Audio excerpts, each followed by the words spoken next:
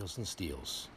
Deals and steals. I need my deals and steals. Good morning, good morning, good morning. It's Mike here. Hope you're having a great day or night.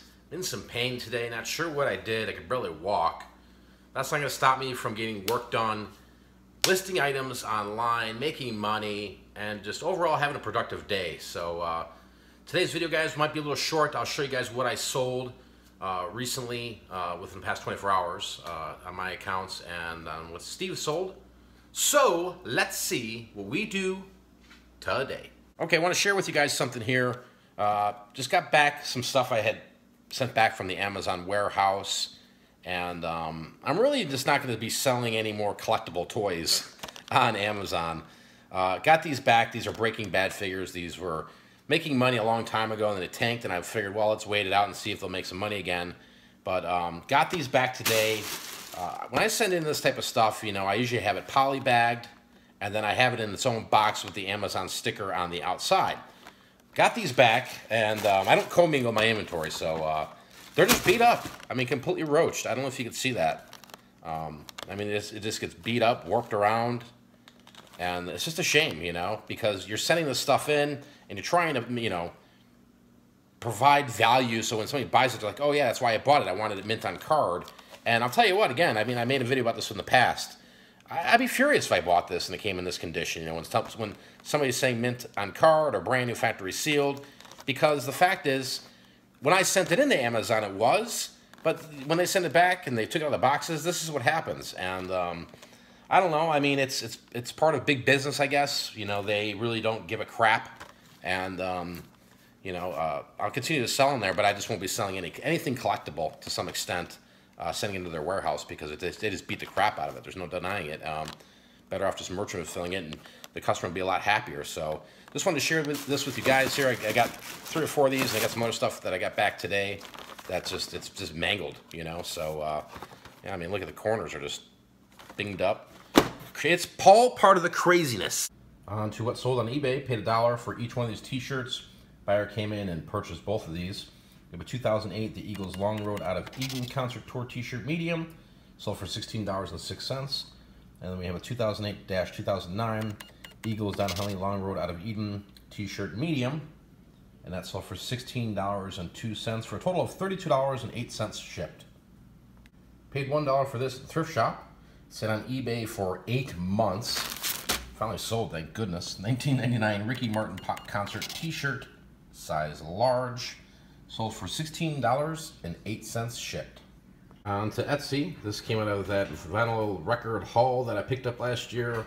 It's a Roger Daltrey Ride a Rock Horse vinyl LP record. And this sold for $4 plus $4 shipping for a total of $8 shipped. Paid $1 for this. And it's a 1988, I'm not even sure I'm pronouncing this right, Gasparilla Distance Classic K-Run Tampa, Florida. Vintage t-shirt size large. Sold for $8 plus $4 shipping for a total of $12 shipped. Paid $2 for this at the garage sale last year. It's on Etsy for, yeah, a good year. It's a 1979 Walt Disney The Black Hole Dr. Alex Durant 12-inch action figure, complete with box. Box has got some wear. These were notorious for having the pieces kind of fall apart. So it's complete. It's just there's a lot of loose pieces here. So I put that in the description. Hopefully the buyer read that, but anyway, it sold for $30 plus $10 shipping for a total of $40 shipped. Moving on to what sold on Steve's eBay. This got this 1957 Native American big male man beach vintage black and white snapshot photograph. Had up for $10 with best offer with free shipping, and got an offer for $8 with free shipping and took it. Paid a couple bucks for this at the thrift shop.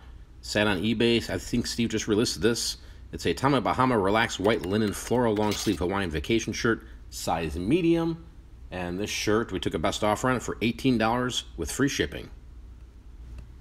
This came out of the manager's special storage auctions. There was a big box full of remotes. This one, I think it took about 2 weeks to sell on eBay. It's a Sony Audio System RMS103 genuine remote control test, and it works. And sold for $14 shipped. Saw a comment the other day on my channel saying there's no money in storage units, and it just depends on which unit you buy. This item here came out of one of the crackhead units we purchased. I picked it up, looked at it, and I was like, hey, that's an LL Bean duster coat. Anyway, this is what sold. It's an LL Bean women's petite navy zip-up lined barn duster coat trench jacket, size large. Sold for $45 shipped. You have to excuse part of my house for having it painted tomorrow. So Kim has been painting Maddie's room and stuff like that. So I got stuff all over the place. I want to talk to you guys really quick about understanding, you know, how this reselling works. You know, when you're out there hunting and you're listing and you're making money, you're flipping items. I hear this all the time. Well, how much do you make per hour? And it's a hard number to calculate, right, at the end of the day, because there's so many variables when it comes to how much you're making an hour. You know, with e-commerce, you're literally selling 24/7. You know, your item's always for sale, whether it's at 5 a.m.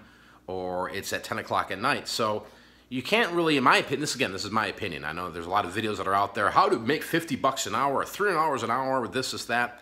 And to me, what I've always done is just look at what I've sold throughout the week, right? What I've sold in the past month. That's how I look at it and say, is my business growing? What is my profit margins, et cetera, et cetera. I don't really look at an hourly rate. I know that it might sound crazy, like, oh, you don't even respect your time. No, I do respect my time, because my time is, I'm multitasking, doing so many different things that for me to say, hey, I make $25 an hour on eBay, I really don't. You know, I mean, do you really? If you're questioning this right now, how can you determine that, right? So if you take your time that you put in, right, how many hours you listed a week based on how much money you sell, right, and that next 24 hours or next week, and you could divide all that up and it comes up with a number there, right? But that's really truly not their per hour rate, because you're not getting paid per hour. You know what I'm saying? It's not like it is a job, but your job is you're putting the time and energy right now to get a reward at some point, hopefully the next hour when it sells, right? But the reality is, I don't think you should look at your reselling business about how much you make per hour. You should really look at how much you're making a week, how much you're making a month. Then when your first year goes by, how much you're making a year, right? And then, you know, then you can factor in your time. Okay, I only did this to do 15 hours a week doing this, right? And you can gauge what's going on there. But I just think it's a kind of a crazy move to say, listen, I only want to make $150 an hour because I'm some kind of doctor here, but I want to play eBay, right? To say to yourself, are you really making $150 an hour? I'd really like to hear your comments and stuff like that. Leave a comment down below and say, hey, you know, how much do you make an hour? Because there's going to be somebody's going to come out here and say, I only sell this, I only sell that, and I make $450 an hour, period. Every hour on the hour, even when I'm sleeping. And I just think it's such a ludicrous thing. I mean, it's important to understand your costs, understand what your profits are, understand what your time is worth. But I think as reselling, because nobody's actually paying you per hour, right? Or you're not a salaried employee. So why do we have to have this talk of how much you're making per hour? So you see what I'm saying? You know, it's not feasible, because there's so many ups and downs with reselling. There's so many different.